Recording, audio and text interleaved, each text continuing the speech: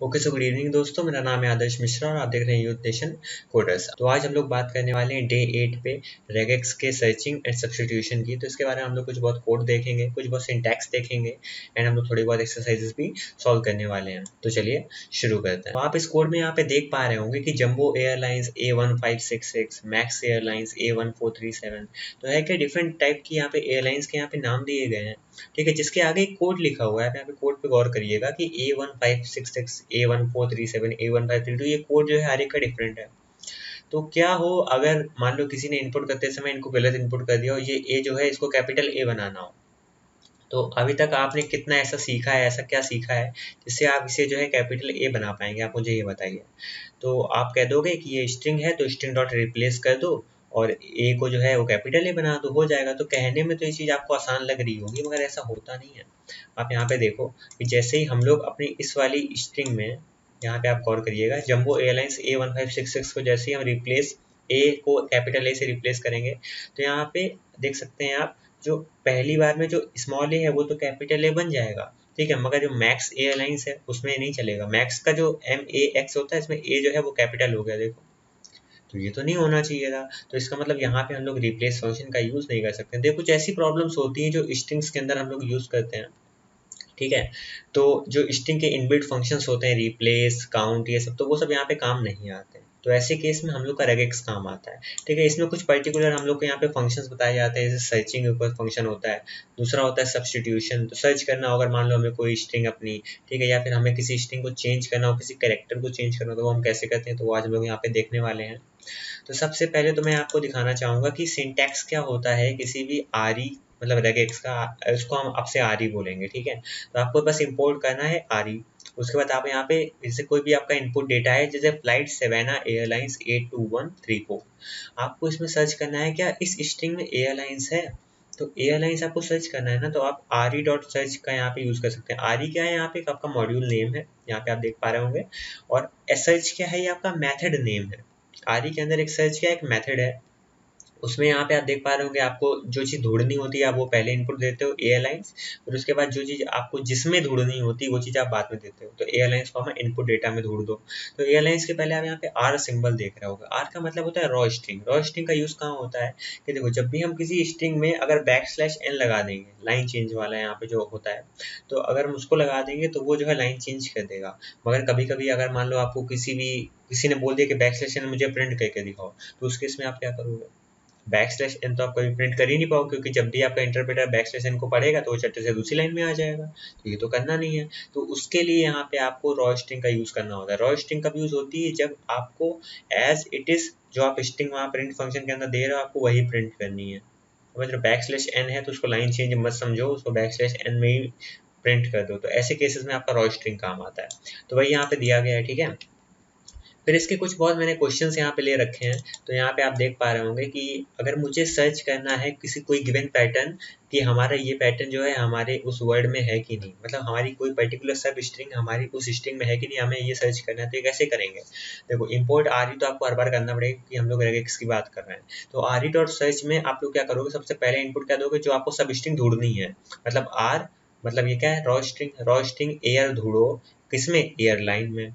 अगर मिल जाता है तो बता देगा कहाँ से कहाँ तक आपको मिला है, ठीक है। अगर नहीं मिलता है तो आपको नन देगा आउटपुट में। तो अगर यहाँ पे आपको नन मिल रहा है तो यहाँ पे सर्च कर लो कि क्या एयर है एयरलाइन में, और क्या एयर एयरलाइन में है और नहीं इक्वल है नन के, जो भी आंसर आ रहा है और नन के इक्वल नहीं, मतलब वो अगर मिल गया तो पैटर्न फाउंड, अगर नहीं मिला तो पैटर्न नॉट फाउंड। तो इसका आंसर क्या आएगा, पैटर्न फाउंड। तो ये वाला क्वेश्चन हो जाएगा, ठीक है।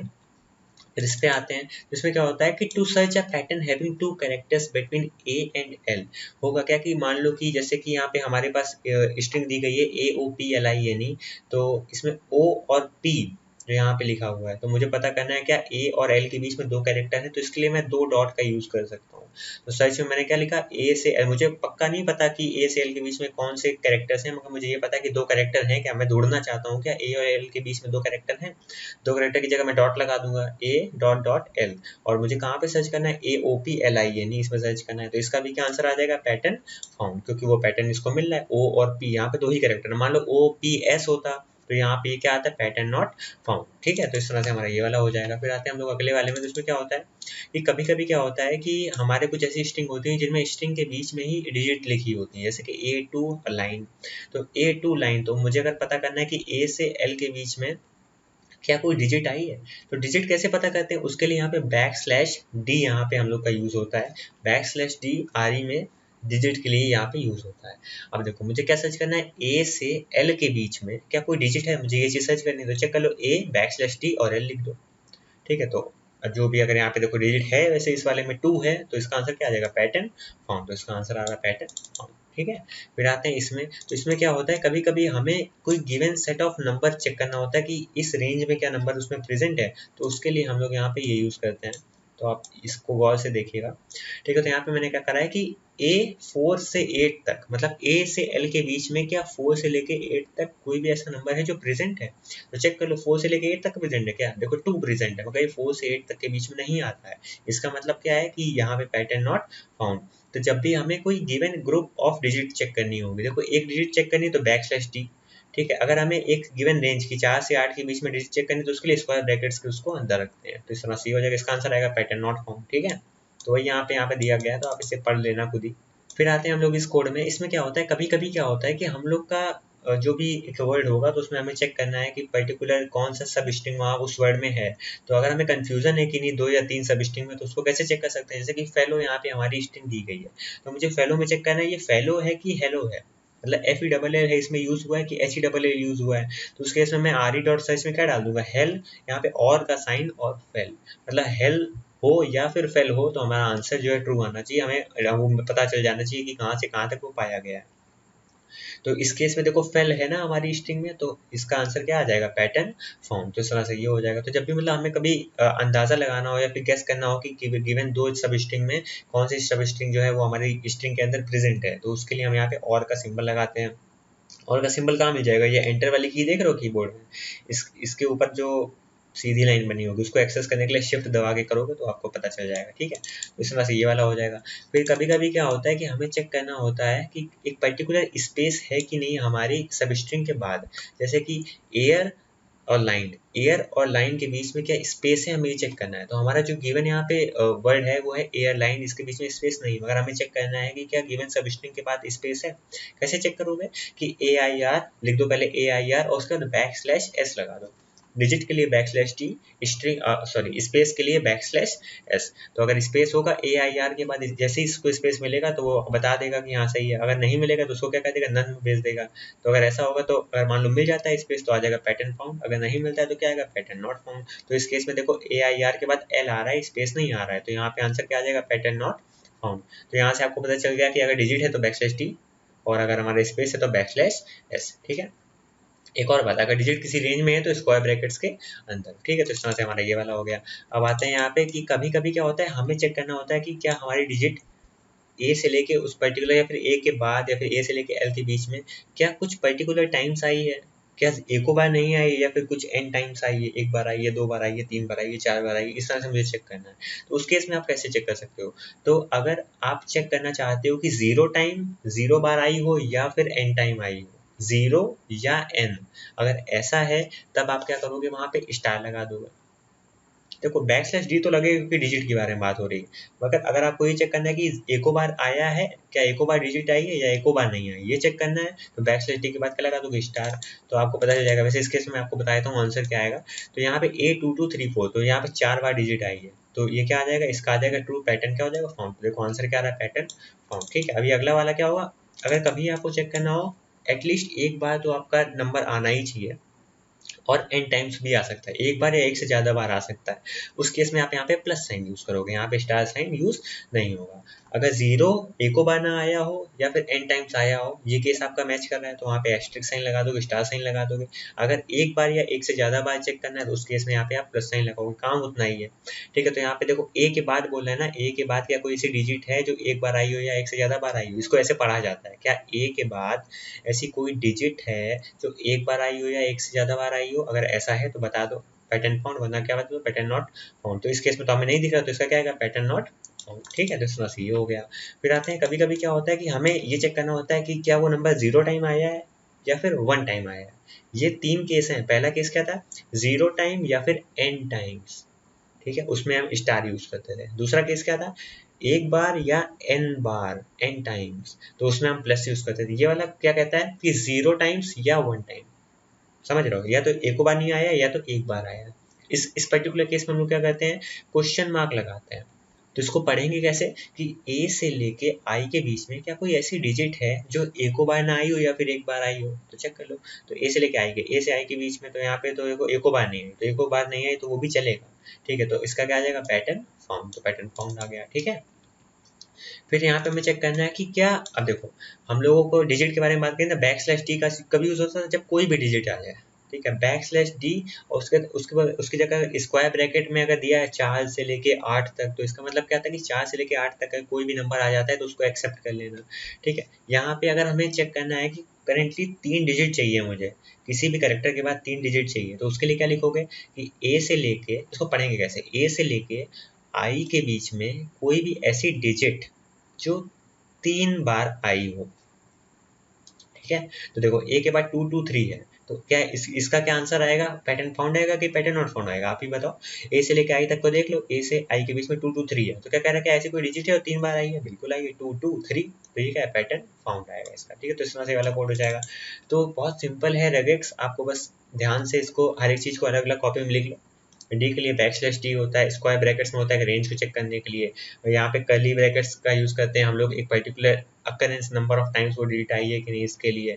बैक स्लैश एस यूज होता है स्पेस के लिए, ठीक है। तो डिफरेंट डिफरेंट टाइप के यहाँ पे ब्रैकेट्स आपको यूज कर सकते हैं। मतलब यहाँ पे बस ये बताया गया सर्च कैसे करना है, तो उसके आपको डिफरेंट यहाँ पे चीजें बताएंगी। अगर आपको यहाँ पे चेक करना है कि क्या स्टार्ट हो रही है मेरी कोई भी सब स्ट्रिंग ए से, अगर आपको ये चेक करना है, जैसे कि मान लो कोई भी स्ट्रिंग है मेरी, यहाँ पे एयरलाइन लिया गया है, तो एयरलाइन क्या ए से चालू हो रहा है, इसको कैसे पता करोगे, तो यहाँ पे आप ये सिंबल देख पा रहे हो, ये सिंबल आपको यहाँ पे मिल जाएगा 6 के ऊपर, देखो उसको 6 के ऊपर, आप 6 7 नहीं, जो लेफ्ट साइड पे ऊपर नंबरिंग होती है वहाँ देखो, वहाँ पे आपको ये सिंबल मिल जाएगा, एंड का सिंबल होता है।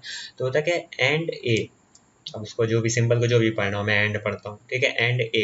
तो एंड ए का मतलब क्या है, क्या ये स्टार्ट हो रहा है ए से, अगर ए से स्टार्ट हो रहा है तो पैटर्न फाउंड, तो अभी देखो ए से हो रहा है तो आंसर क्या आएगा, पैटर्न फाउंड, ठीक है। अगर मान लो हमें एंड देखना हो कि अब एंड हो पा रहा है किसी पर्टिकुलर नंबर से या फिर पर्टिकुलर कैरेक्टर से कि नहीं, वो चेक करना है, तो कैसे करेंगे, वहाँ के लिए डॉलर साइन यूज होता है, देखो। तो डॉलर साइन क्या बता रहा है, क्या कह रहा है, ई क्या डॉलर साइन है, मतलब ई, इसको ऐसे पढ़ना चाहो तो यही इसको इस तरह से पढ़ सकते हो, क्या एंड हो रहा है ई से, चेक कर लो, ई से एंड हो रहा है, बिल्कुल हो रहा है, तो इसका आंसर क्या आएगा, पैटर्न फाउंड। तो स्टार्ट होने के लिए हम लोग एंड का यूज करेंगे, ठीक है, और एंड होने के लिए हम लोग यूज करेंगे डॉलर का। तो इस तरह से ये हो गया। फिर अगर हमें ये चेक करना है कि क्या हमारे लास्ट के कुछ जो एलिमेंट हैं वो अल्फा न्यूमेरिक है कि नहीं, अल्फा न्यूमेरिक का मतलब क्या होता है, अल्फाबेट या फिर नंबर। तो यहाँ पे आप देख पा रहे हो उसके लिए हम बैक स्लैश डब्ल्यू यूज करते हैं, डिजिट के लिए बैक स्लैश टी, स्पेस के लिए बैक स्लैश एस, डब्ल्यू के लिए बैक स्लैश डब्ल्यू। तो ये क्या करेगा, बैक स्लैश डब्ल्यू किसको किसको परमिट कर देगा, परमिशन दे देगा, स्मॉल ए से स्मॉल जेड तक, कैपिटल ए से कैपिटल जेड तक, और 0 से लेके 9 तक, ठीक है।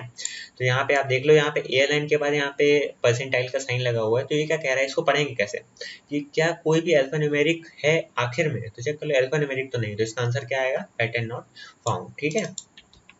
फिर आते हैं अपने यहाँ पे क्वेश्चन पे कि इसमें क्या होगा कि मान लो अब यहाँ पे सब के बारे में बात कर रहे हैं, सब्स्टिट्यूशन के बारे में। अभी इतनी देर से हम लोग बात कर रहे थे आरई में सर्च के बारे में, अब हम लोग सब नाम के मेथड का यूज करेंगे। तो आरई डॉट सब अगर मुझे यूज करना है, तो सब कब यूज होता है, सब मतलब होता है सब्स्टिट्यूट करना, किसी के बदले में कोई चीज रखना। तो अगर यहाँ पे हम फ्लाइट को रिप्लेस करना चाहते हैं, सब्स्टिट्यूट करना चाहते हैं प्लेन की जगह, और किस में करना है, फ्लाइट डिटेल्स नाम की स्ट्रिंग में, तो मुझे वही यूज करना, यहाँ पे दिखाना पड़ेगा कि किसको रिप्लेस करना है, पहले वो किससे रिप्लेस करना है, उसके बाद वो, और उसके बाद क्या, लेकिन कहाँ रिप्लेस करना है। तो flight comma plane comma flight details, R लगा दो, क्योंकि अभी इसमें देखो आर लगाने की जरूरत है नहीं, बिना आर के चलाओगे तब भी चलने वाला है। मगर सीन ये है ना कि रॉ स्ट्रिंग इनपुट दोगे तो ये कि मान लो कभी बैक स्लैश आपको यूज करना है, तो उस केस में वो उसको नेक्स्ट लाइन नहीं मानेगा, ठीक है।